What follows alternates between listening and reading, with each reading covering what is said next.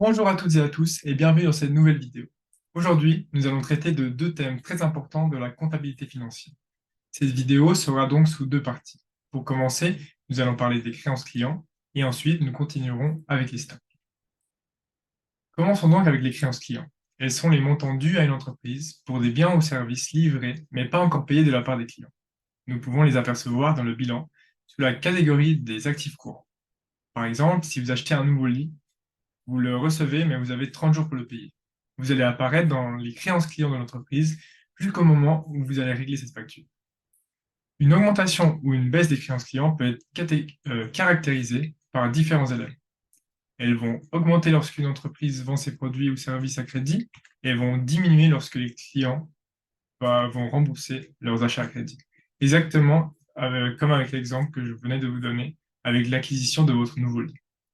Dans le cas où c'est l'entreprise qui achète à crédit, le compte utilisé ne sera pas les créances clients, mais maintenant, le compte s'appellera dette fournisseur. Il sera utilisé et apparaîtra dans les passifs courants du bien. Lorsque nous effectuons des ventes à crédit, il peut toujours y avoir le risque que certains paiements ne soient pas encaissés. Cela pourrait être le cas, par exemple, si le client fait faillite ou ne peut tout simplement pas payer.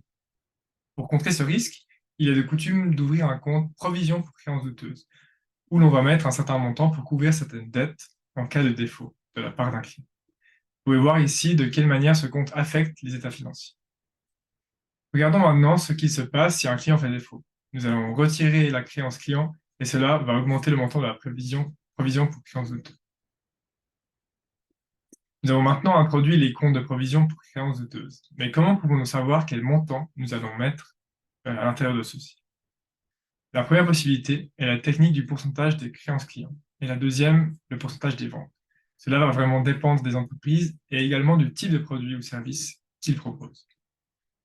Dans le support de cours, vous trouverez différents exemples de provisions dans différentes entreprises internationalement connues pour comprendre un petit peu mieux leur approche. Ici, nous avons l'exemple de Facebook et nous pouvons voir qu'ils se basent principalement sur l'expérience historique et également que leur approche peut s'apparenter plutôt à celle des pourcentages des créances clients.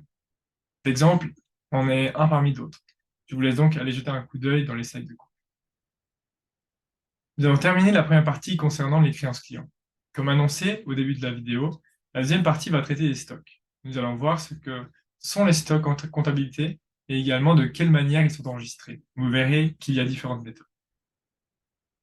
Il peut y avoir différents types de stocks en fonction du type d'entreprise. Comme vous pouvez le voir, certaines entreprises achètent de la marchandise afin de la revendre. Dans ce cas-là, la marchandise achetée est considérée comme le stock. Pour d'autres entreprises, ils achètent la matière première afin de les transformer et en préparer des produits pour la revente. Lorsque vous comptabilisez stock, différentes méthodes peuvent être utilisées afin de comptabiliser la valeur des stocks. Il y a le coût moyen pondéré, il y a FIFO, soit first in, first out, ou encore LIFO, last in, last out. Certaines techniques pourraient être préférées par rapport à d'autres, par exemple en période d'inflation, les prix vont augmenter, les coûts de production aussi, ce qui va réduire le revenu. Et souvent, les impôts sont basés sur le revenu, ce qui signifierait qu'une diminution du revenu réduirait également le montant des impôts. Afin de bénéficier de ce cercle réducteur d'impôts, les entreprises pourraient alors opter pour la méthode LIFO. Mais tout dépendra si l'entreprise suit les normes GAAP ou IFRS, par exemple. Dans le cas d'IFRS, la méthode LIFO n'est pas autorisée, alors que GAAP n'exige pas de méthode particulière. Prenons donc un exemple ici. Nous avons accès aux dates d'acquisition, de la quantité et du prix. En utilisant les différentes méthodes pour une vente de 4 unités, nous voyons que la valeur du stock final varie énormément en fonction de la méthode, de 30 pour l'IFO à 60 pour FIFO. Et c'est pour cela pourrait quelquefois être considéré comme de la manipulation. Nous allons voir maintenant une particularité des stocks.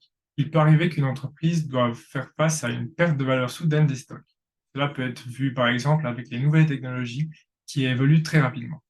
Les entreprises ont tendance à amortir sur plusieurs années, mais dans le cas d'une perte de valeur, avec une chute brutale de la valeur au cours de la vie de l'actif ou de la machine, nous pouvons voir ici sur le graphique une représentation de cette perte soudaine de valeur. Avant de conclure cette vidéo, je voulais vous parler d'un dernier élément. Alors que nous pourrions croire qu'une augmentation des stocks aurait tendance à montrer qu'une entreprise se porte bien, elle pourrait montrer l'inverse. Cela n'est donc pas toujours le cas. En effet, dans certaines situations, une hausse des stocks pourrait montrer des difficultés au sein de l'entreprise. Elle pourrait rencontrer des difficultés à vendre ses produits et les stocks s'accumuleraient donc dans l'entreprise. Pour conclure cette vidéo, nous allons prendre l'exemple de Nestlé. Nous pouvons voir qu'ils indiquent dans le rapport annuel que leur technique de mesure de stock appliquée est la méthode FIFO. Nous sommes maintenant arrivés à la fin de cette vidéo où nous avons traité les créances clients et les stocks, ainsi que leur gestion. Je vous remercie pour votre attention. Lors de la prochaine vidéo, nous allons parler des immobilisations.